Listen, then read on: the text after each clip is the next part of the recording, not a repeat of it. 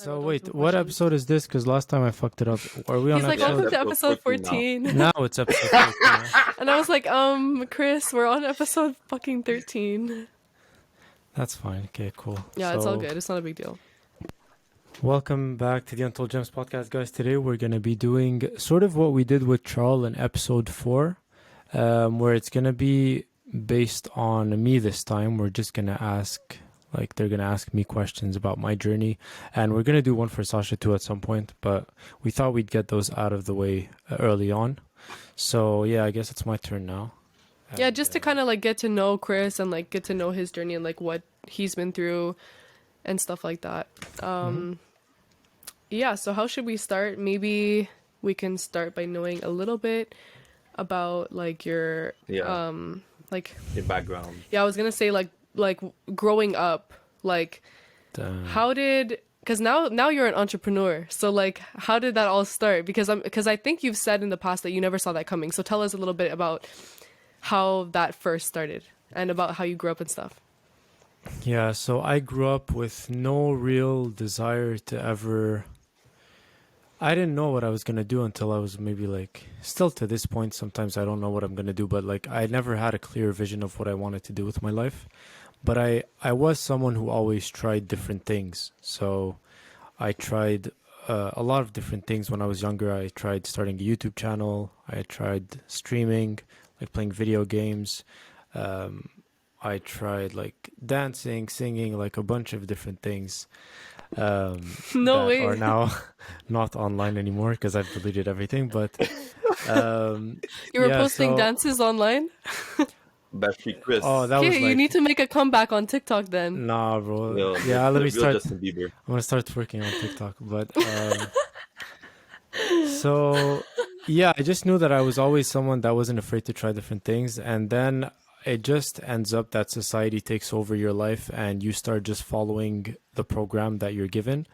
And I was going from school to school, so I did high school, college, and then university with, again, no real intention of doing anything after. I just thought like you do what you're told to do, and then I guess you're just taken care of, or like that. I don't know. I just wasn't thinking about life that much back then. And yeah, eventually I started working after I finished university. I got jobs that had nothing to do with my degree. I got fired twice from those jobs. So basically, the first job that I got fired with Charl, and then we got fired I together. always And then, forget. I always forget that that happened to both of you. I always forget. Oh my Yeah, god. yeah. but people gotta remember, I'm a good employee. Oh yeah, I'm a good 100%, employee. 100%. Nah, that was like discrimination, but Yeah, that was anyways. injustice for reals. Yeah, so I got fired there, and then the next job I got fired again. So I was like, okay, maybe this is just not for me, like working for someone else. Like I can't do it. I'm not good at following the rules that are there. I'm not good with the politics that come with having a 9 to 5 where you have to sort of fake relationships a lot of the time and stuff like that. So I got my third job, and then I was like, okay, I'm gonna do everything I can to not get fired this time, because I was like, you can't get fired 3 times. I would have felt like such a loser if I got fired 3 times in a row. So I was Yeah, like, like back to okay, back. you're gonna take this shit seriously. Like you're gonna do everything like they're telling you to do. You don't do anything outside of the lines. You move in a straight line, and that's it. And so I was doing that for the first couple of months, 4 or 5 months in. I was doing that. I even like let them make me believe that I was gonna maybe go on to another role, and like I was sort of starting to picture my career there, because I was like, what the fuck else am I gonna do with my life? So I was kind of going with the sort of lies that they make you, like that they feed you so that you stay there and you try to grow there. But then at one point, like things just started accumulating, and it opened my eyes to like, again, this is not for me. Like no matter how much I tried to fake it and like to be good and to do everything that I was told, like when I would speak with managers, when we would have team meetings, like, bro, team meetings are the worst. Like, everyone is sucking dick on those meetings, bro. Like, everyone is just fake as fuck. And I couldn't handle it. Facts. So just that, yeah, getting talked to by my manager who I believed was dumber than me, like, and no offense to them, but a lot of times these managers, these middle managers are people who have just given up on their lives in a way because let's put it in perspective. I was working in a call center, and so yeah, like being a middle manager in a call center is not, the greatest achievement. I think it's because you came from being somebody that had a degree, so you felt like you were overqualified for this position. So it doesn't necessarily mean that there's anything wrong with what she was doing, but you were specifically way overqualified for this job. So I think that's what made you hate it so much, or like you felt like, I'm sure that it was not enough stimulation for your brain because you are a very intelligent person. So like, imagine you have all of this intelligence and like this, you have a degree, and then you're gonna go work in a call center. Maybe that's true. So I remember applying to a job too where I was like, okay, I have this degree, and they were like, no, you're going to start at the bottom. And I couldn't understand it in my head. I was like, I'm not going to do that. I'm not going to start at the bottom if I spent my whole life studying to get this position. Yeah. Why would I start at the role that anyone can get? Like, it takes no requirements to get that role. So yeah, maybe it comes from there. And yeah, I don't want to go off on like call center managers, but like, yeah, I feel like those type of people are the people who, whatever happened in their life, they just settled for that role because maybe it's a comfortable role. Like, granted, maybe they don't do much, so they get paid well. They don't do much. But like looking at those managers, I was like, this is the best my life can ever get if I stay here, is that.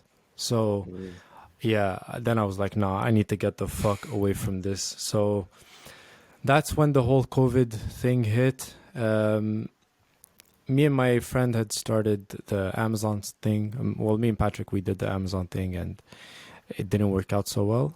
And then when the second pandemic wave hit, I was like, okay, this is my time to like make a plan for myself and get the fuck away from this place. And in the plan that I made, I accepted the fact that I'm going to be stuck there for two more years because it is a good steady source of income.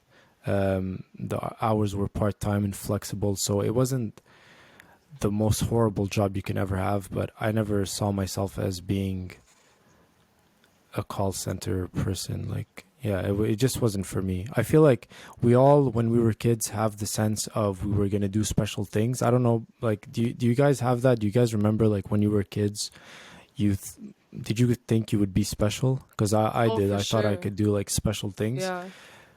Doing it right now, B. Yeah, so... What we're doing right now, special, huh? Yeah, but back then I didn't think that, like, what I was doing was special because it was just the same as everyone else. And...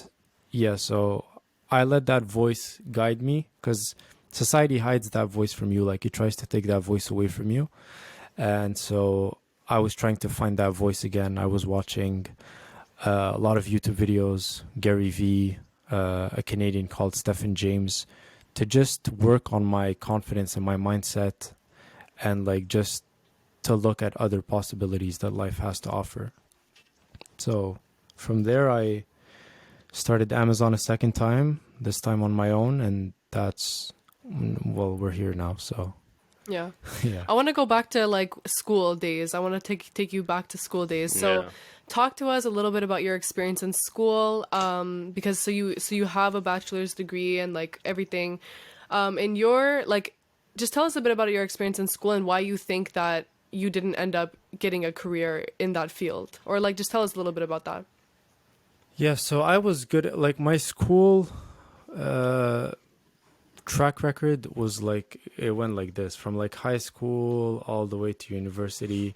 Just the interest that I had in school kept fading away slowly and slowly and slowly. So by the end of university, I was completely done. I was like, I'm never ever doing this ever again in my life. And yeah, let me just find a job and start working. but I did do a lot of school. Like I didn't drop out of college or high school. I did the whole thing. So I got my bachelor's. I could have done more, but yeah, I was done. Once I had my bachelor's, I was done with it. So yeah, in high school, I enjoyed school. I think a lot of people enjoyed high school. It was easy. There was nothing to do. In college, I was still very good at school. So I remember having a good, what is it? Is it a GPA in college or Our Like your R score. average, score? yeah, Yeah, R there we score, go. yeah. Mm-hmm. Yeah, so I had a good R score. I think the lowest grade I got in any of my classes was like 80 or something. I didn't get any grade below 80. So I was good in school.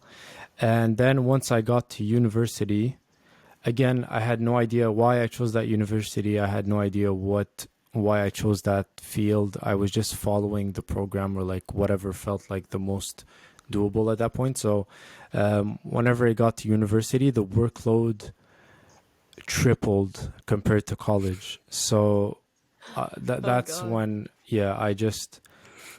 I was on my way out, bro. Like my first semester of university, I got a letter saying if your grades stay this way, you're gonna get kicked out the What? next year. Yeah, because my Oh my GPA was God. low, very low. And then basically the rest of my time there was me trying to get my GPA back up to a point where I could graduate with everyone else in my Mm-hmm. class. And so I did that. And bro, well, not to this day, but even like 2, 3 years after school, it's been a while since it's happened to me, but I have nightmares of, oh my God, I still have one more class to pass. Because there was one more class, like if I didn't get the good grade in that class, I wouldn't have graduated then.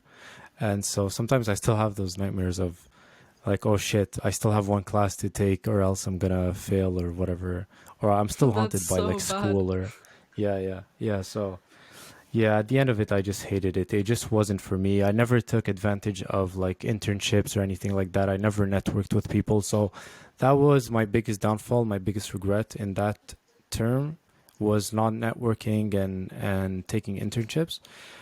But I mean, I don't really regret it because now it's like I'm Mm-hmm. happy that didn't happen because maybe I would have got comfortable in a job, which a lot of people are because you get paid very well, and so you get comfortable in these places. And I wouldn't have wanted that to happen to me. So yeah, Yeah, I just have a quick question because you mentioned that you didn't network and you didn't do internships. Do you think that hindered your ability to like get a, well, I won't say a good full-time job, but get away from the call center initially when you yeah, graduate? 100%. Yeah, the only thing I recommend to all university students who are kind of in the same boat as me, where they still don't know what they're doing or whatever, at least go do the internships or take advantage of those networking opportunities. Like school for me is about networking and nothing more. You can learn everything that they teach Yeah. you in school online for free on YouTube. So it's nothing more than just networking. Or if you're going into specific fields that require licensing, like doctors or lawyers, things like that. But like anything else that doesn't require an actual license to practice that you're going to school for is going to fail you big time. So at least network while you're in school. Do you feel Yeah. like you learned like stuff in school? Like, do you feel like the learning part of it actually helped you or no? Because you said that you can learn everything on YouTube, but what was your experience with that? Like, do you feel like it helped you gain some No, so skills? so school teaches you how to learn things. It teaches you how to memorize things. It doesn't like you don't I don't remember anything I've learned, like all of the formulas, all of that shit. It was just you learn it before the exam, you take the exam, you spit everything you learned out, and then you forget everything. That's Yeah. how I found school to be. And so no, I don't think I took anything from school other than the fact that I wanted to get away from that system like as quickly as possible. I just never wanted to do anything like that ever again.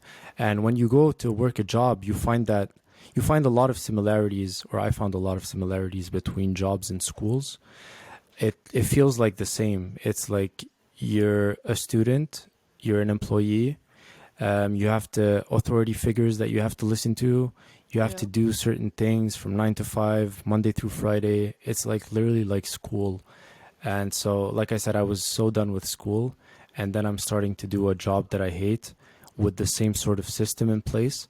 So that like pushed me over the edge. I couldn't do it. It was like not for me. at all. But I never thought that that would be like if you told anyone from my high school that Chris got fired twice, they wouldn't believe you because I was like such a good kid, like a good student. I was like, I would get good grades and stuff like that. So no one would ever believe that Chris got fired twice from his job from my high school, you know? Does that Yeah, make I sense? think I think it comes down to, like you said, authority figures. Like even me, like when I first started working jobs, like I worked from a very young age. So me too, I also experienced having like authority figures from a young age. It also felt kind of like school. But it's like for me, the main thing was like having someone constantly like watching over you and just like the stress of that, like that's something that kind of drove me over the edge. So I think, like, would you say Hmm. that's kind of the same for you? Like, Yeah, definitely. Having someone over you, it just doesn't work for me. It never has. I don't know why. It's just sometimes also it's the sort of accusations that they would put on yeah, you, I know what you even mean. when it was completely unjustified. So Yeah. like they would, oh, do this when you're already doing it, sort of thing. I think Um, you have to get really lucky and have like a good employer, a good manager to be able to yeah, like, yeah, yeah. or it depends on the person too, because some people that's not such a big deal maybe. Yeah, it's not such a big issue for Yeah. everyone. Yeah. But I think that because we all worked at a call center, it was just like whatever Chris is describing, it's amplified times 10. Because, like, Yeah, especially now when you're like I'm in my field, I'm doing what I want, etc. Like, you yeah, have more, well, depending on the industry, every industry is different, but especially when it's statistics driven or When it's there's quotas, like, overhead, yeah, when exactly, there's you like have sales quotas, then quotas. Ugh. that's where you get the micromanagement. And I feel like that's where people feel like it's really work, because like Chris said, sometimes you could do your maximum, you could do a great job. and there's They won't still, tell you you're doing a great job just because you didn't say one thing or you didn't do one thing. So I yeah, think that's where it really becomes overwhelming. So it might not apply to every circumstance in terms of a 9 to 5, but this is more for people who yeah, have yeah. This is lower definitely, decision making powers, or are just, I won't say yes men, but you're just reliant on the approval of your manager or your supervisor. yeah, yeah, You know what I think it is? I think like a lot of places that are like that operate with sales and stuff and like quotas and whatever, it's like the pressure that the manager gets to put pressure on us is like so bad. Hmm. But also it's like for me, the moment that somebody starts to threaten me and say like, "Oh, if you don't do this, then this is gonna happen." It's like it's done mm, for me. Like the and that's happened to me like at my last job I had some managers that were chill, you know, and I actually enjoyed my job when I had like maybe not I didn't love it, but I was like I was comfortable, you know, and I was like this is not so bad. But then the moment that I had managers that would use like different tactics of like motivating people, like I like people that use like what is it called, positive Affirmation yeah, affirmation. something like I forget. or Yeah, reinforcement. positive reinforcement when Oh, they're like, congrats, you did this right, and then it motivates you to like, you know what, they told me that I did good, I'm gonna do this again. Whereas then there's some Yeah. managers that are like, oh, Sasha, you did this, blah blah blah, if you do it again, I'm gonna write you a warning. And like that for me, that's when I'm like, I'm like, fuck you, Yeah, I'm you not can doing take it. this. I'm literally, I become a worse employee when people say that to me, and it sounds childish because like that's like what toddlers do, you know. But it's like I just cannot operate in a negative like space. And I feel like managers that like they don't know what else to do, so they start to use like threats as their method of like motivating people, and I think that's what drives people like crazy. And I don't know if you agree with me, Chris, but that's what like drove me over the edge when it comes to 9 to 5s. yeah. I think where we all work together, there was a lot of talk about managers power tripping and acting like they were the shit, you know. And when you look at them for real, you're like, this is it. Like, this is, I'm taking authority or I'm taking shit from this person who basically gave up on their life. Like, yeah, bro, I was seeing that, I was looking at them and it just didn't make sense to me. Because sometimes you feel like, first of all, how did this person get into this role? But then once they start acting that way, you understand it. They're puppets. Like that's what they are. You're a puppet and Yeah. you're working that job. Yeah, and like especially coming from the financial services industry, I think that like especially for call center, you don't have any major qualification that you Hmm. need to answer a phone, Yeah. you know. But as soon as you get into the commercial side, you get into the brokerage, you get Yeah. onto the serious things, you won't have the same people acting that way. Is there pressure 100%? Is it even more elevated 100%? But I think I won't say as soon as you have like certifications, but as soon as you're in a position where you require the level of respect and there's more collaboration. I don't think you have these like bureaucracies where it's she said, and Yeah. then like Chris said, these power trips. I think that's what, especially for like young professionals, that's why you have to select the company you work for like carefully when you Yeah. graduate, because your first experience to a 9 to 5 makes or breaks. Facts. That's You know, that's a fact. like I worked at like different banks, not compared like when I'm a real estate analyst. Like I love my job. Like I can't say anything bad because Yeah. it's when you see the worst and then you have a Yeah. Something positive better. outcome. You're like, Yeah. wow, this is heaven. And I You know, think it's so I think it's I also think because like what like the field that you're in with your job is like something that you are passionate about. It yeah, aligns with your yeah, side Hmm. hustles, you know? So it's like for you that's kind of perfect. And it's like yeah, I wish there was a job that aligned with something that you know what I'm saying? So I think for you it makes a lot of sense, you know? And even if there are pressures, it's like it's still worth it because it's something that you're passionate about. It's something that will give you an exactly. amazing experience. You're basically learning for free at your Yeah, job about real estate. Like Hmm. that's literally a yeah. no-brainer. Like that's the best possible scenario. But you see, and that's what Chris said. When you network, that's where the possibilities are. And for me, like Chris said, like for me, that was I had a different experience. Like I didn't do any. Well, hold on. I did internships in college, but I didn't do any internships in university. Like buying my properties, that was my Mm. internship. You know, so when you network with the same people and telling somebody like I actually bought property, well, multiple Yeah. properties, I ran everything that compared to say I did an internship, it speaks volumes. So now, like Sasha said, when you're able to actually do something that's in your field, when you're passionate about, and like it doesn't feel like work, Yeah. but like Chris said, you need to be, I won't call it strategic, but that's where I think in high school they fail us because they'll give you a brochure to say what you find interesting. And like if I told you the careers I wanted to do as a Oh kid my God, me in too. college, and then university was between being a analyst in the stock market and being an analyst in real estate. Like those were the two things I was gonna do. But before that, the guidance counselor is like, yo, pick the most interesting for you, and then you don't have an idea what you want to do. You're just a child. So I think that, especially in Canada, we don't have a system that shows us all the possibilities, shows us what's actually making money, what's Yeah. in the middle, and then what's not even worth it. They'll just say pick what you want, and you'll have people pick random degrees, Yeah, and Yeah. they don't even know etc. That like don't even what make they're sense. doing. Yeah, they're just choosing it because they're either following their friends or they're just being forced to pick something. But you know what sucks Yeah. for Quebec as well is like I mean it could be a pro, but like we graduate a high school at like 1 year before all of the other provinces, so it's like we're Yeah. forced to make like a big decision in life like a year younger than everyone else in Canada. So like honestly when I graduated high school I remember my guidance counselor like hunting me down every week being like, Sasha, choose something, choose something, choose something. And I kept telling her like I don't know what I want to choose, I'm not gonna enroll. And everyone was like, oh my god, you're gonna become a loser, da da da. And so I ended up enrolling because I was like, well fuck it, I better enroll because otherwise I'm gonna be a loser. And I took like something like I just took like regular classes, but like Yeah. I don't even know what the hell I was doing, you know?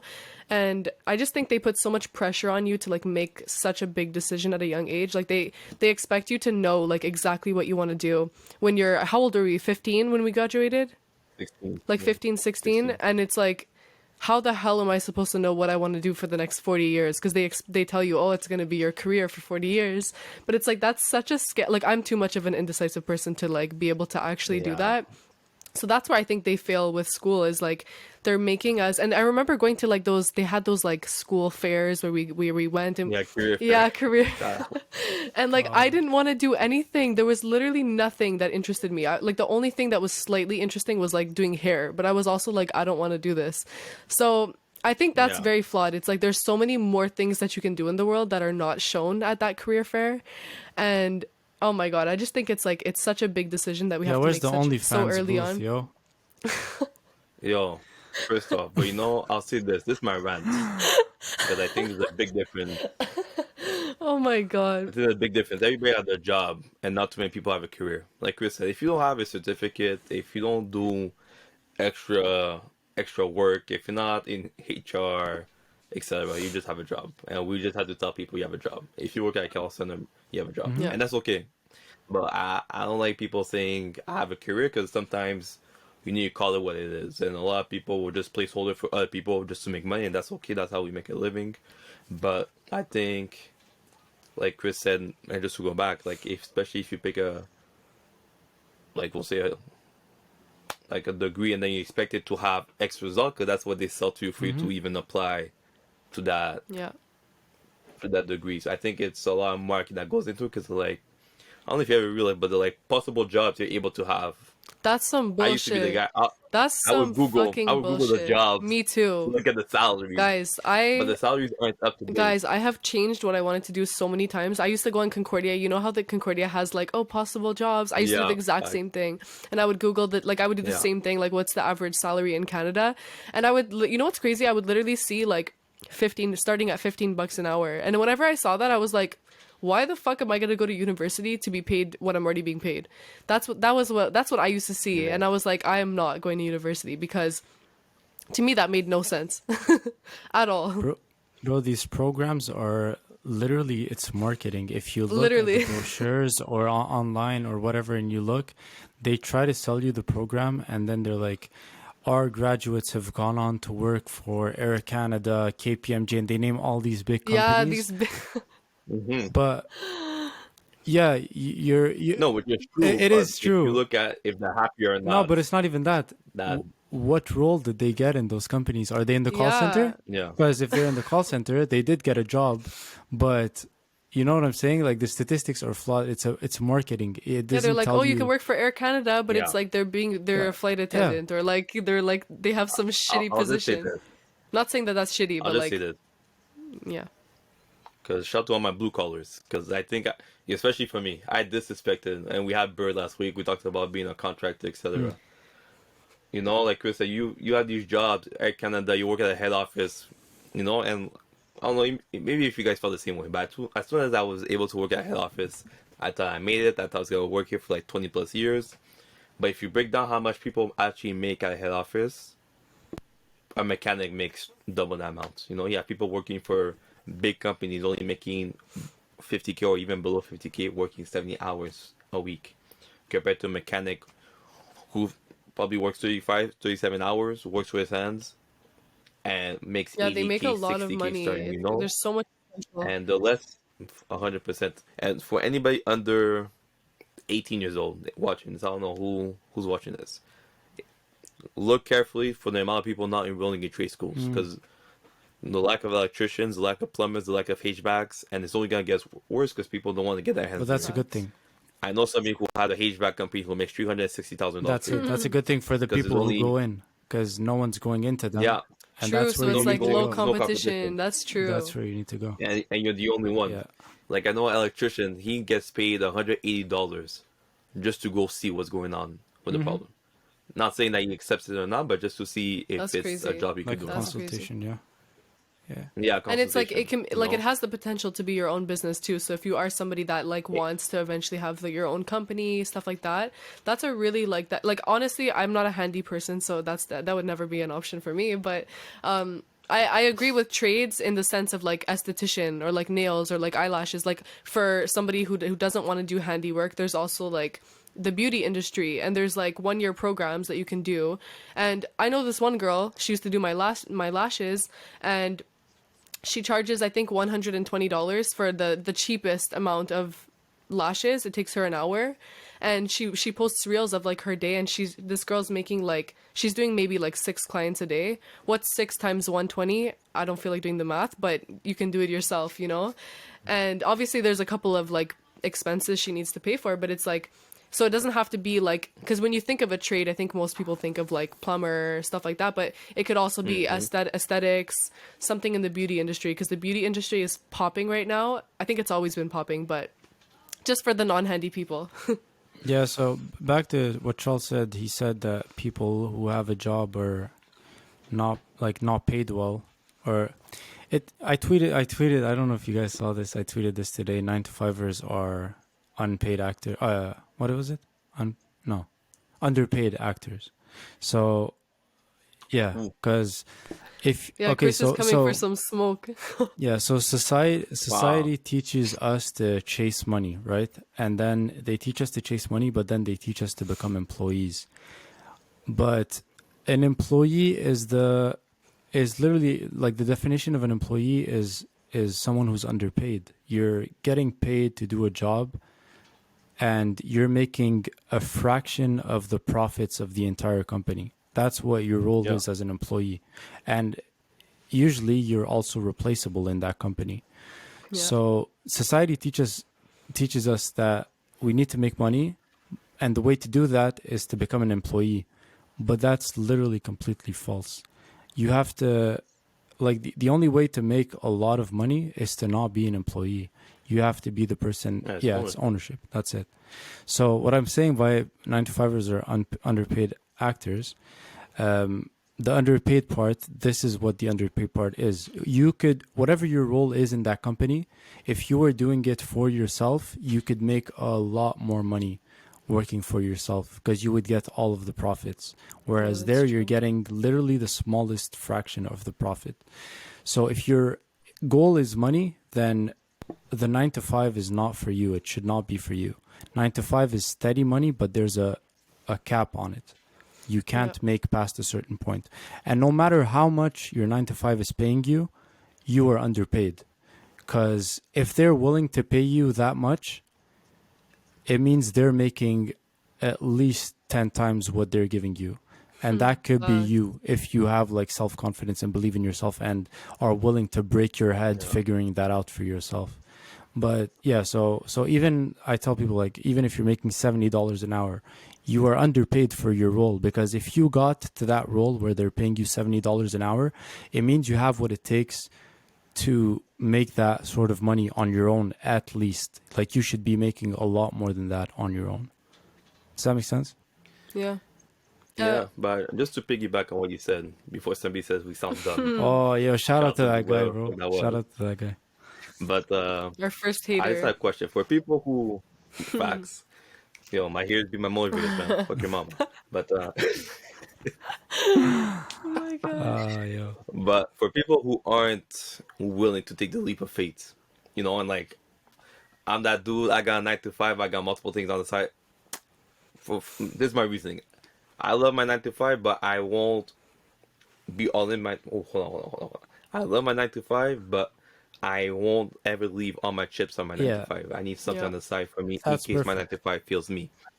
But for people who are looking for something additional, I know like you started your Amazon when you had a 9 to 5. I just want people or could you just talk about how the mindset had to switch from being an employee to actually being a entrepreneur, and then how you went from an entrepreneur or a side hustle to actually having a business, and how was that switch for you to be able to say, bon, I'm the one that was employed, now I'm looking to employ people. How was that mental switch, and is there any advice you could give for people trying to go on that similar Yeah, it's a journey? huge mental shift, because I talk about mindset a lot. It's, if you don't change your mindset that society has instilled in you, then you're not going to do any of this.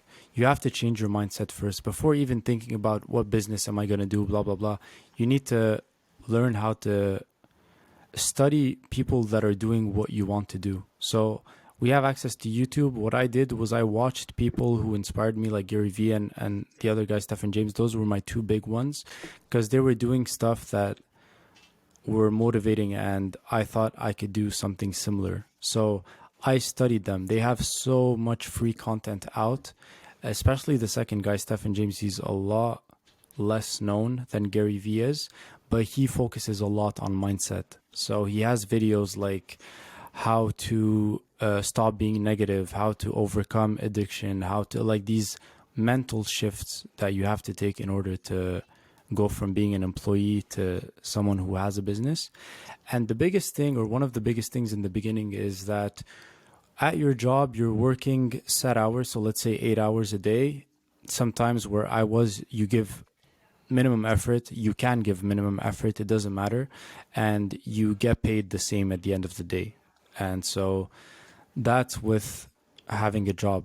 But then understanding that with a business, it's going to take a year, 2, 3 years of you putting in 10 times the effort that you're putting in at your job, and maybe making less money that you're making at your job.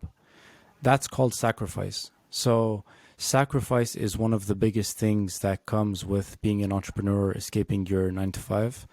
And so if you're able to sacrifice 1, 2, 3 years of your life and just lock in, focus on your mindset, on being positive, on being solution driven, on studying obsession, studying discipline, studying good habits that, you know, rich people have, then I think like that's the best way to do that, I guess. Like, you have to understand that it comes with sacrifice.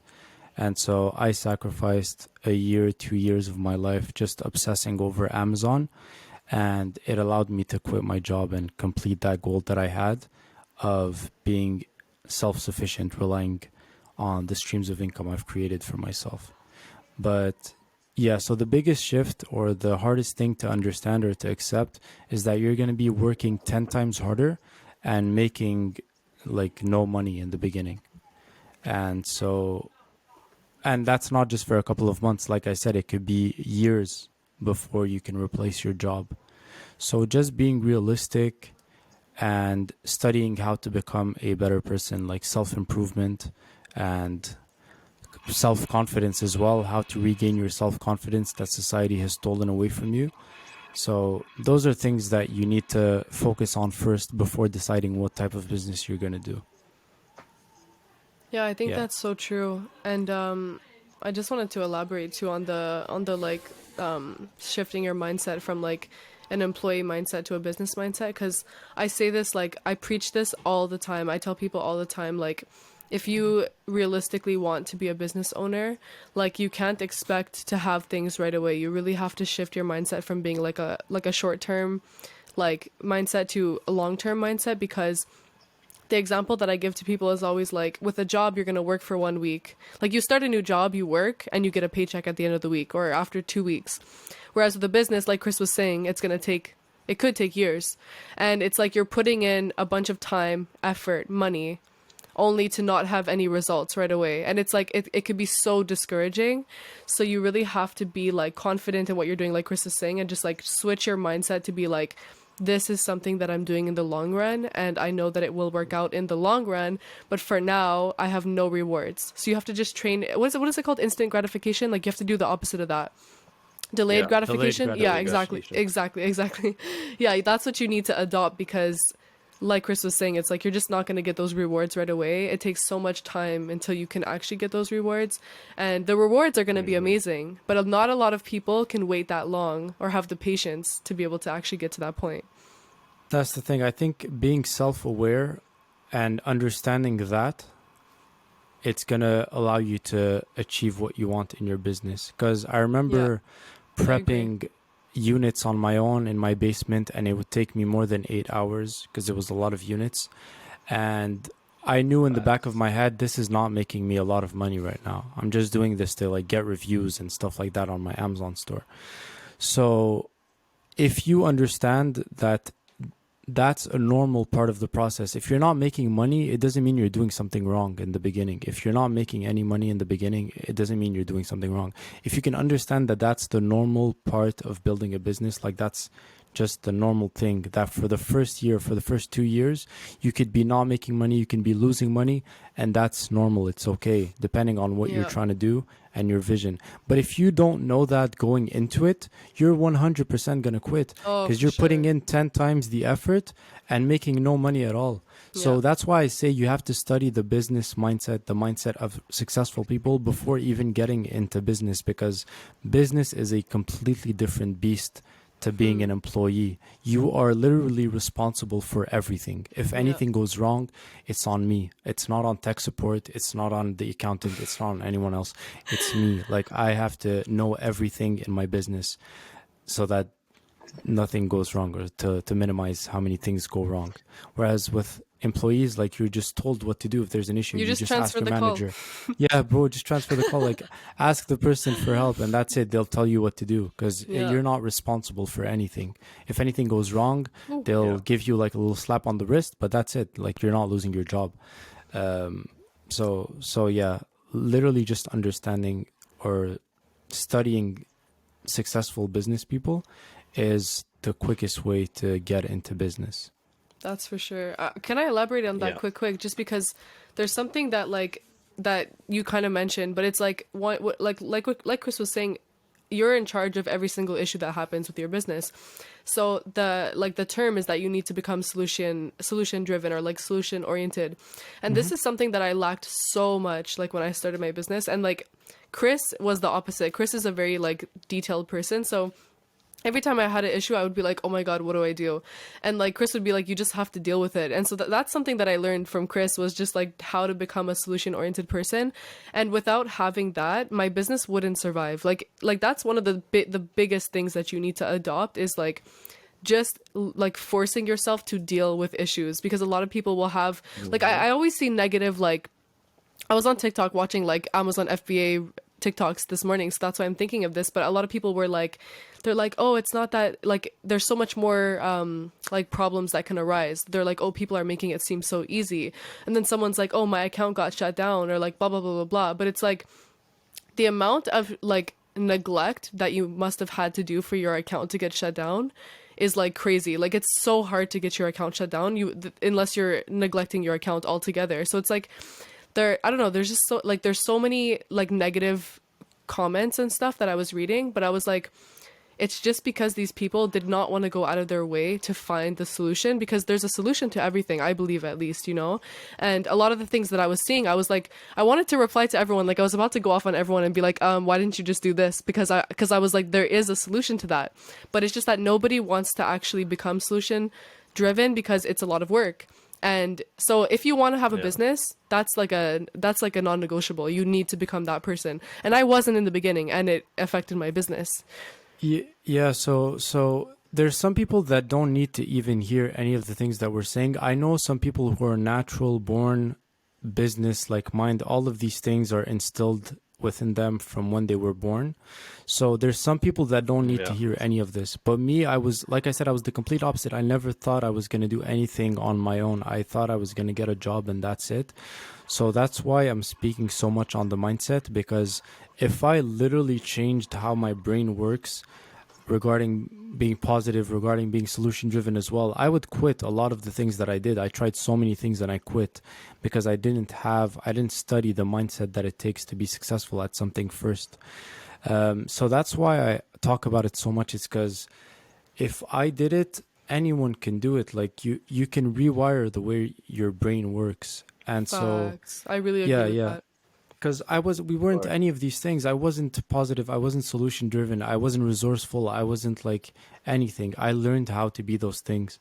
And some people don't need to learn, but we're talking to the people who are struggling, who want to do something like this or on their own, but don't know where to get started. And I'm telling you, the place to get started is studying the mindset that it takes first and understanding what comes with it. Yeah, I agree. Yeah. Just a follow-up question, because you mentioned before that your first attempt at Amazon was done with your friend Patrick. Shout out to Patrick. And then afterwards, the second attempt, shout out to Patrick, and the second attempt was alone. I just want to know what caused the decision for you to do it alone, and with your journey going on, and with you making sales, and with you reaching potentially 1 million, did you potentially, or do you see that as you go and you progress, that you have a disconnect with the old friends and the old relationship you had because your mindset is all forward, or do you feel that you carry everybody forward to try to have the same mindset? So with Patrick, we tried to do it together, and it didn't work out. Not that me and Patrick didn't work out. The thing itself didn't work out. We didn't sell anything, and so when we went at it the second time, I asked him to do it, but not together. I asked him to do it, like to start it with me, but just do our own thing individually. Because after failing the first, I think the reason why we started it together was the first time, and I see a lot of people come to me with this, is that the first time you're trying to do something, it's so scary to do it on your own that a lot of people find someone to do it with. Okay? But once we had tried to do it and it failed, I sort of got over the fact that I need someone to start something. I was like, okay, I know what needs to happen now. I know what needs to not happen. and I think I can do it on my own. I don't think I need someone else. So it basically got rid of the fear of acting alone. A lot of people have that fear. And so it's not that anything bad happened with Patrick or anything. It's just that the project that we started together didn't work. And then the second time I was like, okay, I'm going to do it on my own this time, because all the responsibility is going to go on me. Everything that goes wrong is on me. Everything that goes right is on me. And so I asked him to start it with me at the same time, but he just didn't have the want to try Amazon again at that point. I think he was more discouraged than I was. I don't think he saw the opportunity that I saw, where I think maybe he blamed Amazon for the reason why it didn't work, but I didn't see Amazon as the problem. I just saw the method that we chose as the problem. We tried to sell our own product, and me and Patrick both suck at marketing. So, and I understood that. I realized that that was why it didn't work. It wasn't because of the platform. So the second time I was like, okay, I fell onto online arbitrage, which is basically just buying and reselling existing products. So there's no marketing involved. And I immediately knew that, okay, this is something that I could do because it doesn't require marketing. So I went at it alone. I talked to Sasha about it to show her and to like ask her if she wanted to start it too. And again, I was like, no, we're not going to do this together. You're going to do yours, I'm going to do mine, and we're going to help each other build that way. And then as soon as I saw a bit of success with it, all of my friends, I tried to tell them, like, start it with me, because I didn't want to do it on my own. I saw the value in having someone by your side helping you and going through the same thing with you. And I was like, bro, imagine if all my friends are going through the same thing and we're only focusing on Amazon and talking about Amazon. We can take it so much further than if you're just on your own. And that's something that we've struggled with recently, is just how lonely or how little people we know are doing this. And so like we can't talk to a lot of people about this, but we're slowly starting to meet new people and reach out to new people who are doing Amazon. And just like having that sort of camaraderie with other people, I guess, that are doing the same thing as you, can propel you like way further than when you're alone. Because when you're doing it alone, like I felt like I was doing it on my own. I'm in competition with myself, and it's so hard to stay in competition with yourself for a long period of time. Like I did it for 1-2 years, and then eventually it's just like, okay, how many times am I going to beat myself? Like how many times am I going to surpass myself? I want to surpass, or not surpass, but I want to be in competition with other people as well.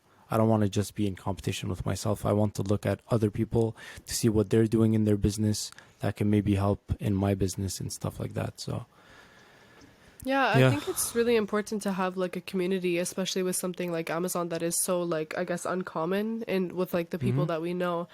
And I always tell people, like, if you do this, go follow everyone that you can find on Twitter that is doing the same thing, or like on Instagram, because it is kind of a lonely journey, and it's hard to stay consistent, because if you're not constantly like talking about it with people, like if I'm talking to my friends that have jobs or like my friends that are doing other things, it's like this is never brought up into, like, they never really ask me about it because they don't care or they don't really know about it. So it's like it's very hard to stay motivated when you're kind of just doing the same things repetitively. Like it becomes repetitive. So I think that's where like a lot of people struggle, but it's very important to have a community of people. And I think it, like Chris was saying, like if all of his friends did it, like even me, like I have one of my close friends who wants to sell on Amazon, and I'm telling her like, yes, please, I need to have like a girlfriend that's selling on Amazon with me, because it would just like, you know, I don't know, it's like it's just so helpful to have people close to you who are doing the same thing. It motivates you to keep going. So I really agree with that. I think it's really important to have a community of like-minded people that are doing that. Yeah, I agree with you guys. I think for me that's been the biggest struggle, because for me, like, in terms of this self-improvement or just trying to acquire as much as possible, like I've been doing this since 2017, and you can only stay up so late doing research on your own, this and that, when you don't have anybody to feed off Yeah. ideas or just be in communication with. That's where it becomes dangerous, because there's nobody that keeps you in check to say, okay, well, I'll do this. Did you think Yeah. about that? So especially with the podcast, and especially the last 2 years, my focus been trying to, not just with Amazon, but just Of in course, business yeah. in general. Because as soon as you have one business, then we all speak the Yeah, same language. It might be different, but there's similar attributes Hmm. that get carried over and 100%. over. So that's why I find it's dangerous just to stay like with yourself. And like Chris said, being in competition with yourself. Like sometimes, like I'll compare it to Michael That's Jordan, it. Kobe Bryant. Like sometimes you can be focused on the long term vision, but you need like a smaller.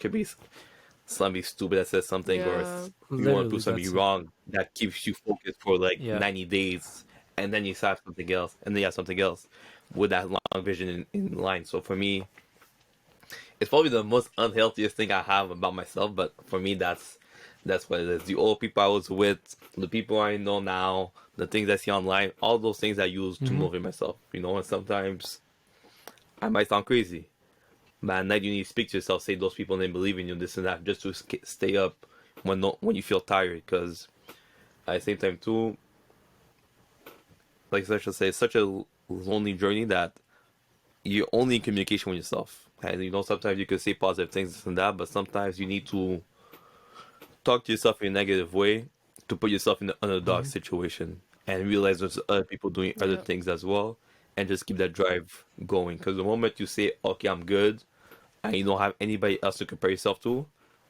that's where you stop, and that's where you become That's the thing. I complacent. was like, how long can I keep just surpassing myself before I just, like you said, I just need something. I need someone or a Bro, you couple need of to get people on to. Twitter. You need to get on Twitter because like I find that the Twitter community is very, very like engaged when it comes to Amazon. Out of all of the communities that sell on Amazon, it's Twitter that's the best in my opinion. I am on And like Twitter. yeah, but you're not on Twitter, you know what I'm saying?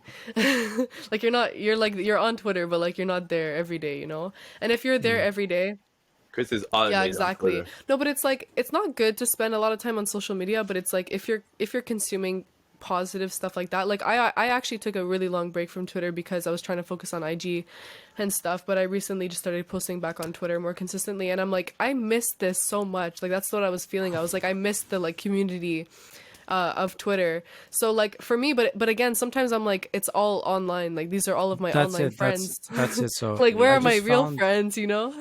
I just found that like seeing all those online posts of people's sales and there's so many of them, it's like it doesn't really motivate me to beat like some of the people that we know because I don't know them or like Yeah. I just want people in real life that are doing the same thing as me because Yeah. we can have meetings, we can talk about different things, how to improve our businesses, how to do certain Yeah. things, and you can't do that with. This networking Yeah, event yeah, needs to it's gonna happen. Networking happen soon. It's gonna event. happen soon. We're moving. Well, I'm moving at the middle of August, and then whenever you guys want, we have those rooms. Yeah, All right, yeah, we'll we'll talk talk about it about it off after. air, We'll so we'll talk keep about that it Yeah, element after. of yeah, surprise. yeah. Facts, facts, facts. But I just had a quick question because I know that you mentioned your business and growing throughout the last 2 years. I just want to know, in terms of your personal sides, did you see yourself growing up, like in your personal life, at the same rate that you did as your business, or growing your business, did it force you to grow up as a Yeah, man 100%. I afterwards? think they say like it's not about making $1 million. It's about who you become on your journey to making Mm, $1 million. And it's facts, bro. Like there's Mm, so I've just grown so much from 2, 3 years ago, in certain areas of my life. Like resourcefulness, bro. I used to be like useless. Like I wouldn't. I don't know. Like I was just like there. I wasn't doing anything. I, and yeah, so all of that changed. Like responsibility wise, I have more responsibilities. I think as you age, you should be looking to get better. I think if you're getting worse as you age, then you're not doing things properly. Like yeah, you're not living life properly yeah, anyways. it's like a video game that you need to be leveling up all the time. You can't go down levels. So if you're looking back at yourself a year like from today, so a year in the past, and you haven't seen any improvements, then you are doing something wrong. It's not society, it's not your circumstances. Obviously, there are some things that are out of your control, but if you haven't moved year to yeah. year, then you are responsible for that. Yeah. Like, yeah, it's your Yeah, actions, and it's in your general, habits. your life like should be gradually going up, It you should be, know. yeah, of course. Yeah, Shit yeah, Yeah, happens, like, but like 100%. it should overall be going up. yeah, you should always try. But I have a question for Hmm? Sasha too. Yeah, go. I have a question for Sasha. In terms of like, what are three attributes they saw from Chris at the Oh beginning of his shit. Amazon journey, and Let's then three go. attributes they see right now that you're like, this is not the same. I'm Yes, telling you, we're Sasha. going deep, and these are like three different like categories, or these are three different things that I see from Chris that like project him at That's another a level. really, really good question. Well, I'm gonna mention the solution oriented one because that's something that he's helped me a lot with, and I noticed that so much because again it helped me a lot. But it's true because I mean I never really saw Chris in a position where he had to be solution oriented beforehand, I guess, but even like at jobs, he was never like the guy that was solution oriented, I guess. I was transferring all the calls. Yeah, like he never really dealt with anything. So like I don't know, I guess you could label him as being lazy beforehand, you know, in a way. But it also well, I'll mention the second point when I say this, but so that's number one is definitely like being solution oriented. That's for sure number one. Another thing that I'm going to say is like purpose. Like I feel like before he didn't really have any purpose. Like I think we both were kind of in a, like when we met we were both kind of in a place of just like floating around. We both didn't really know what we wanted to do. And I think we kind of related on that too because we would have discussions of like what are we going to do with our lives, you know? And like whereas we knew people that were like really definite, they're like yes, this is what I'm going to do. And we would always talk about how like how do people have like one thing that they know that they're going to do. And so I feel like now like he definitely has a lot more purpose and I guess you could say passion a little bit, but it's mainly purpose. Like he I feel like he actually has a purpose in life now. Other than that, I'm trying to think of a third one, but I would say confidence because that's what I was thinking of is because like even before I feel like he has a degree. I think like Chris, I think you always knew that you were capable of doing things. So I think you had a natural confidence, but like I think the fact that you were able to like build something on your own and like maybe not even prove it to other people, but prove it to yourself that you were able to like grow something of your own. I think that also made you more confident. Maybe it's because you were watching videos to help you. I don't know. But I think just in Yeah. general, being able to accomplish something like that has made you a more confident person in general. I think those are the three things that I would say. I hope that answers the question. Yeah, I think the for the confidence thing, like, yeah, I was watching videos because society takes it out of you, or I don't know what the fuck takes it out of you, but I was low on confidence. I don't know what to do with my life, Yeah. and so watching those videos and trying to, like, the level of learning or knowledge I was putting into my brain at that time, learning Amazon, learning all these things about mindset and stuff, that gave me so much confidence. Like, there's so much confidence in knowledge, and once you know, or once you feel like you know Yeah. something, you're like, shit. Bro, I remember being so confident before I even touched a thing with online arbitrage. I was like, I'm going to do this by this date, do this by that date. And I was so clear on those things Yeah. and like so confident because of how much knowledge I had put into my brain. And so I was able to at some point like call, okay, I'm going to have this many sales by this date, this many sales by this date. And I was always doing it like every single time.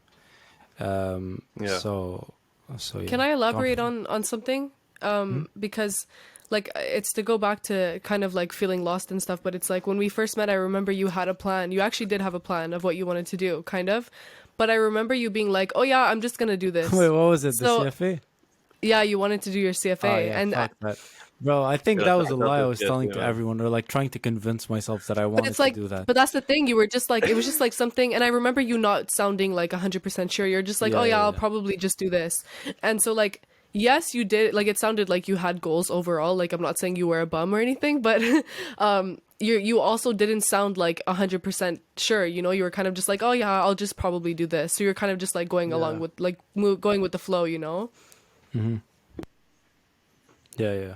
No, 100%. Shout out to me and For real, Sturdy. no, for real, Yeah, bro. and that Like, changed because now you're saying that with Amazon, you're like you were sure. You were like, yes, I'm gonna do this many sales. I'm gonna do this. Da da da da. So it's like what Bert said on the last episode, like people who have definite goals, and before you didn't, now you do. yeah, yeah, 100%. If you don't know what you're Shout gonna do with out. your life, then you're gonna drag other people down with you. You need to be clear on what you want to do with your life, and Mm-hmm. it's not given. Like I said, we have tried a lot of different things. You have to try a lot of different things when trying to figure out what you're going to do and focus on. But you should have enough respect for yourself to take that time out of your life right now.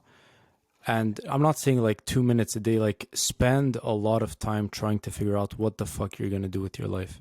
And ask yourself, is this going to actually make me happy? Am I doing this for myself or am I doing this for other people?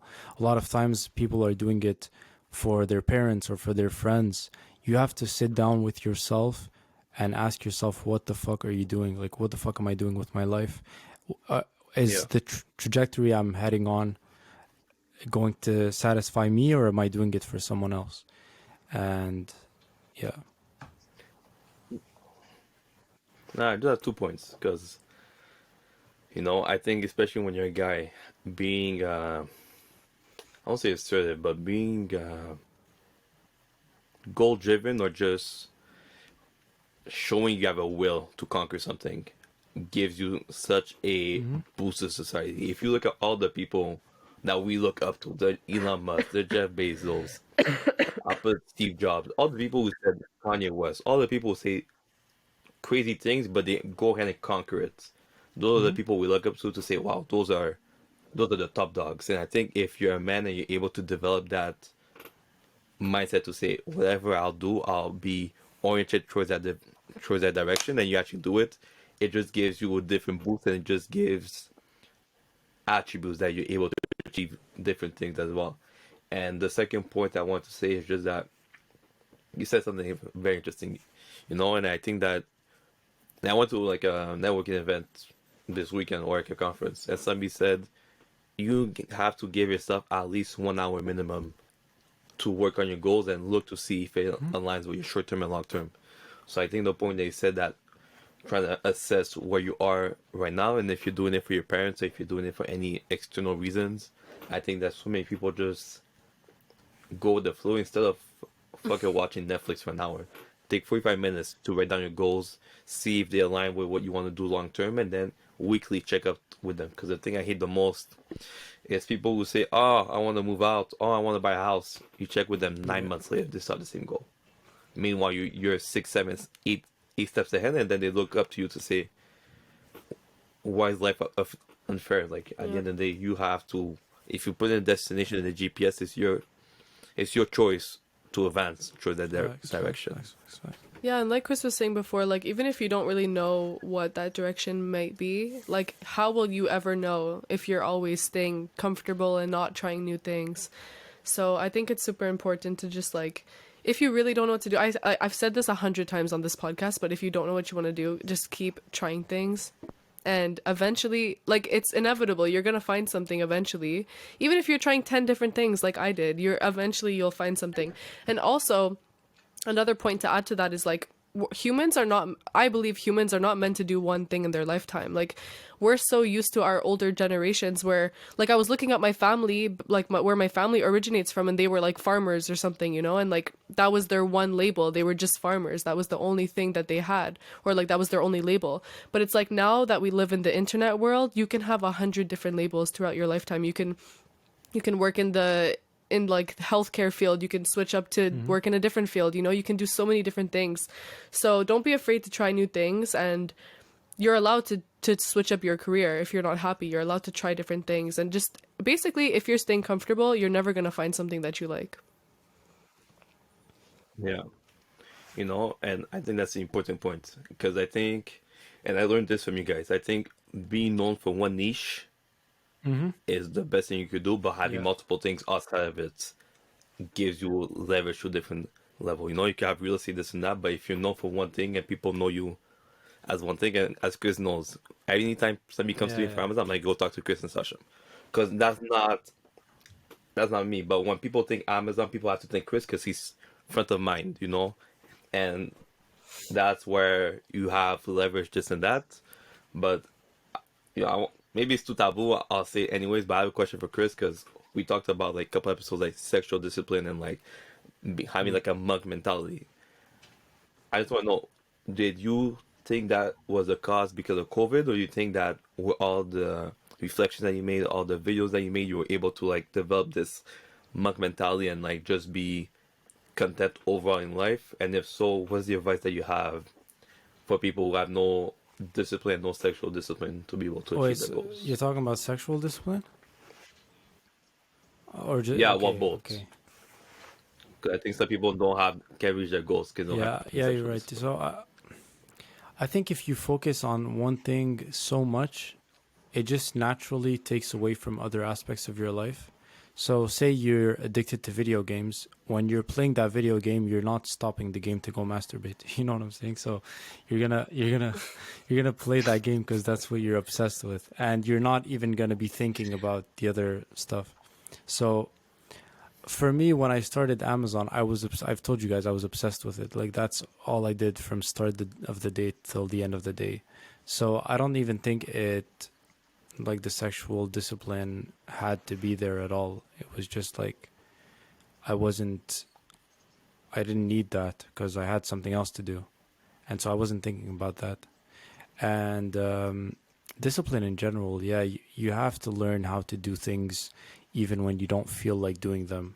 Especially as a man. Like as a man, we're not so good with our feelings and stuff like that. But if you're letting your feelings dictate how you act, then yeah, you need to change that. You need to focus on that a lot because men who act emotionally are the worst. Like they're literally like it's worse than a female who's acting emotional because we're not supposed to be doing that, bro. Like, and I was guilty of Yo, that. I've had a lot of, yeah, of course. When I was can younger, we talk about it? I like you. If you don't know how to manage your emotions as a man, you're not gonna go far because if you don't feel like doing something and that's the reason why you don't do it, then you're not going to be able to do anything.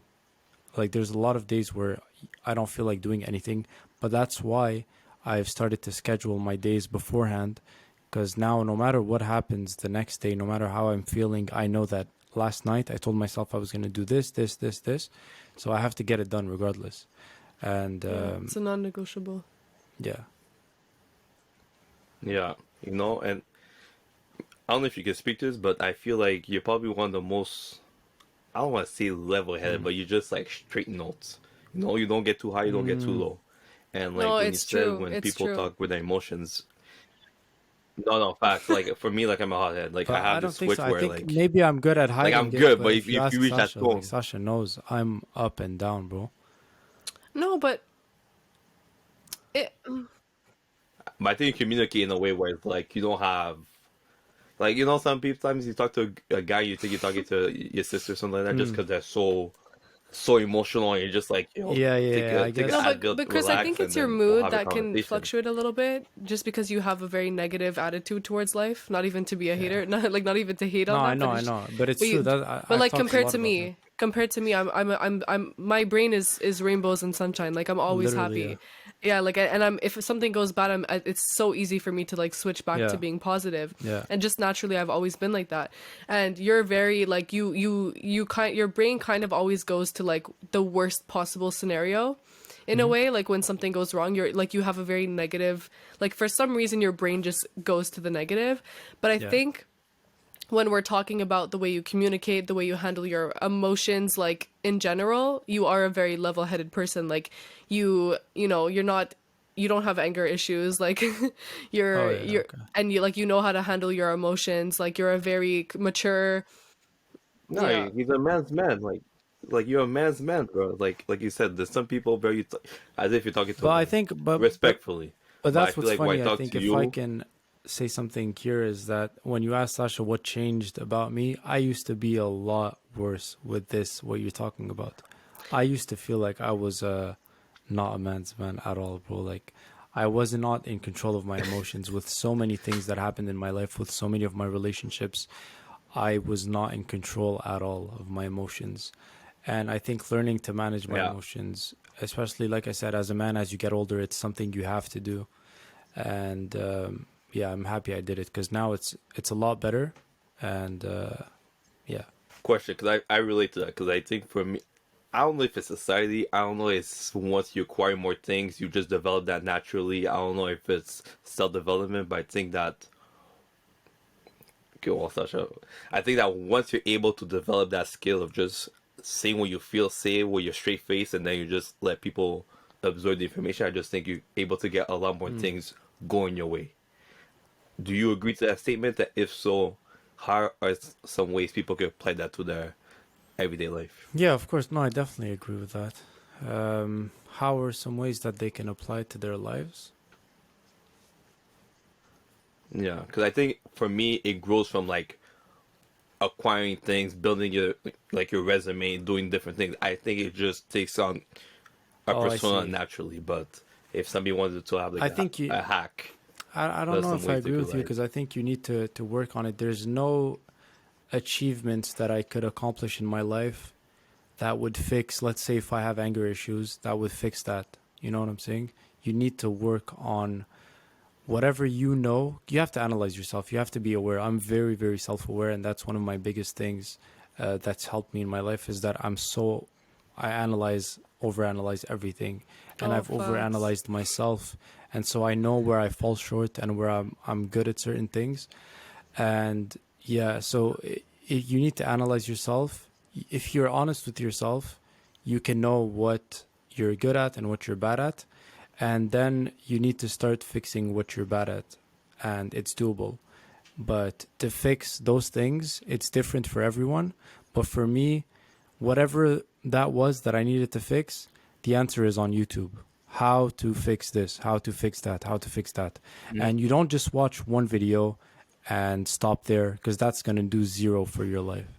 You need to watch literally like 10 videos of what you're trying to fix and take notes and just like really learn and understand what the issue is, how to fix it, and then you need to practice on fixing it. Because let's say we're like 26, 27, people have lived their whole lives acting one way. And for them to think that after 1 year or 2 years they can change themselves, it's just false. Like, you've lived 25 years of your life a certain way, and that's led you to being the way you are now. For you to think that you can change that in a year or 2 years, or even get discouraged by the fact that you can't change it in a year or two, like, that's wrong. You need to understand that it's going to take time for you to change those big things that you want to change in your life where you fall short. And it's a process. Like, you have to try. That's it. Like, as long as you're trying, then that's it. That's so true. I never thought about it that way, like that, since we've been like we're used to acting a certain way for so long. Like, Yeah. why would it change in 1 year? Like, if I'm for Mhm. 25 years of my life, if I'm, bad at something, and Yeah. then all of a sudden after 1 year, I never thought about it that way, but And people beat themselves up when they don't see a Yeah. change, but it's like, it's gonna take time, logically, yeah. what do you expect? Like, yeah, it's Yeah, gradual. it's Yeah. gradual. It's 25 years that got you to this point. It could be another 25 years before you get out of that. So you could only fix your flaws that you have right now when you're 50, Yeah. because that's just how life works. You're not going to change something that's ingrained in you in a week. It doesn't work That's like that. facts. Yeah. You know what else they can do? They can also go to therapy, Hmm. because like I think therapy is Yeah, I feel like so. this is like Yeah, therapy that right now for No, but me. it's true. It's true because like for me, like when I feel like something's wrong, like I go to YouTube too, and I go to podcasts. Like I find podcasts are very, very helpful for these types of things. But like I've never been to therapy, and sometimes I'm like, why the hell haven't I been to therapy? Because I have friends that tell me about like their yeah. sessions, and just hearing someone else's perspective, or like, Hmm. yeah, perspective, and like someone who's outside of the situation, hearing their thoughts on it, and like having someone kind of help you with that. I think that's like so underrated, especially like I don't know, because like I know some people that have been to therapy, but it's like for some reason I have never been to therapy. 100%. Yeah. 100%. I have a hot take. If you're looking to acquire more than $1 million in assets and you don't go for therapy, you're not good for anything. Like for me, I'm looking for a therapist. I'm looking for a life coach. I'm looking for a business I think coach it's because it's all important. things that, like, we're professional athletes. We're wired the same way. You dedicate Hmm. your life to a certain outcome, but the same way that athletes have therapists, you have a coach. You have your weight coach, etc.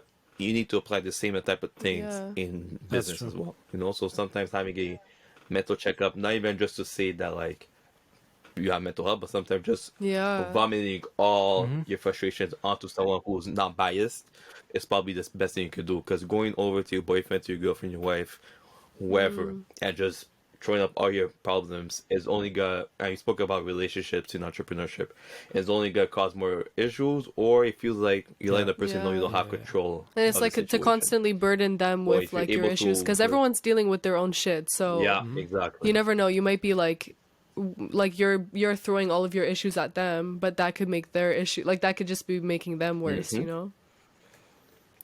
Yeah, especially if they look to you for A answers bunch and of then shit, you're yeah. throwing them further complication in the face, it just doesn't add up. So if people could look into that, or just like Sasha said, podcast for me, that's probably been Yeah, a me game changer too. for me since COVID. There's a lot of good information that just makes you feel like your community or somebody else might have a similar question, and you have Yeah. they Yeah. provide No, you the that's answer to your facts. questions. I Yeah, think. and oh, sorry, go. No, I just wanted to say I had this conversation with my friend, like going back to the thing, it takes like a long time to change. I remember him in the very beginning of this whole journey for me, like with Amazon and everything. He was asking me, do you still, because he knew I was like trying to change and learning these new things and trying to apply them. And every month or like every so often he would ask me, do you still have your bad habits? And every time I was like, yeah, of course, they're not going to go away for a long, long time. And even to this day now, it's been 2 years, and he sometimes asks me, do you still have those bad habits? I'm like, yeah, just like Sasha said, I default to having negative thoughts. And so I Yeah. have to work on it every single day. Whereas some people just have it, like Sasha said, she just Hmm. has that.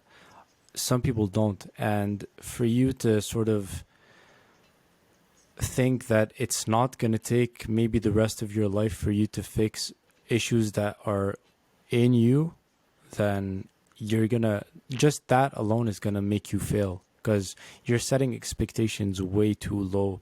You're thinking you can change within a certain amount of time, but once you set expectations at realistic points, that's when you can actually see a change. Like if I said at the beginning of my Amazon journey, I'm going to make $50,000 in sales my first week, that's a wrong expectation to have, knowing what I knew back then and Yeah. how much money I had to play with. But I told myself I'll do it in 4 months. So that was more realistic for me.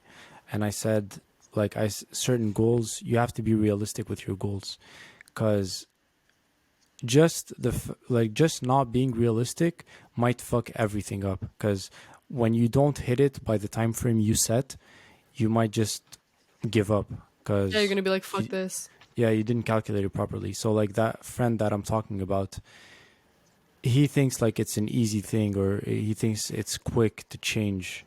And Yeah. so where he's like clearly given up on trying to be better at certain things because it's not working out immediately for him, I know like it's It's a normal. long It's just term. part of the process. Yeah, Yeah. it's long term. Like there's nothing you can do about it as long as you're Yeah. trying every time. Yeah, Yeah. well, before when you were saying like, oh, you need to watch like not just one YouTube video, you need to watch 10. I was gonna jump in Hmm. and say not only do you need to watch 10, but you should be like you're gonna end up doing like quarterly. You're gonna have to revisit these videos Yeah. because Yeah. Yeah. even for me with things that I'm trying to Hmm. like improve in my life, it's like I'll go through phases where I'm like, shit, I haven't been really like focusing on this. And then I have to like show myself Hmm. everything and like relearn everything. And I'm like, oh my Get God, I back. have to do Yeah. this forever. Like, Yeah, but it's because it's not facts. in Like, you. it's literally, yeah, it's something you have to do. You have to train yourself every here and there, like, to be able to actually change. It's so true. So it depends again on why you want to change or how bad you want Yeah. to be a better person for what reason. Because for me, I think one of my reasons is like thinking to when I'm gonna have hopefully one day children. Do I want to be like the shitty, useless piece of shit Chris as a father, or do I want to be like the best possible version of myself that I can be for my kids? Because if my kids, your kids are going to imitate you, especially like the dad. Yeah. They're going to imitate what, like for the son, at least they're going to imitate the dad. So if Hmm. I'm like laying around on the couch all day in front of my kid, he's going to become a They're going to useless pick up piece of those shit like me habits. too. Yeah. Yeah. So for me, like that's my Yeah. motivation, or one of my motivations is just like, I want to be the best possible version of myself that I can be for when that's going to happen. Because I want the best for my kids. I want them to be like Yeah, professional me athletes. I too. want like them to do crazy things in this life. I don't want them to just do regular things. And so I have to do that first before they can do it. Yeah. So yeah. Yeah, but just to bring it back full circle, and we began the podcast with saying that you had a job paying average salary that you didn't like. For somebody in a similar situation like you, coming out straight out of university, college, that doesn't like their job, doesn't like their job prospects long term, what are 5 things that you could recommend so that they could change their life for a better outcome long term? Okay. So, if they're in school or if they have a job, or I guess it doesn't matter. Oh, just out of No, school? just out of school, young Okay. professional. Yeah, just out of school. I Basically don't to know if this is yourself. good. Like, what would you say to yourself? Yeah, but that's the thing. So I was Yeah. gonna say, like, get yourself a shitty job first, because your shitty job, you'll never want to stay there too long anyways. And you won't be comfortable there either. So get a shitty job just to understand if you like the dynamic of what a job is or not. Well, no, you gotta clarify with the Call shitty center job is a before you shitty get job. like heat on that. Because I think that's Okay. what I had, like call centers, anything that you don't like to do, I guess. Like do things that you don't like to do. Because again, if you're gonna get a job, even though like you may like it in the future, there's still that base system that is the same as school, like the authorities and all of that, and the set schedule, and no vacation time or little vacation time, and like, yeah, it's just there for you. So if you can get a shitty job and realize very quickly that, okay, you can do this or you can do this, that will help you a lot in your life in just deciding what you're going to do with your life, whether it's going to be something traditional or it's going to be something different to everyone else. So that's one tip. The second tip is using people that you want or that you look up to, you want to be like, as mentors. You can do that through books. For me, it was YouTube. I've said it time and time again. Find people that you want to be or that you want to like imitate, or that you just people that motivate you, and then just study them as much as possible. Whatever information they have, study that and see how you can get closer to that person. So for me, that's helped a lot. And I don't know if I can get to 5. Wait, so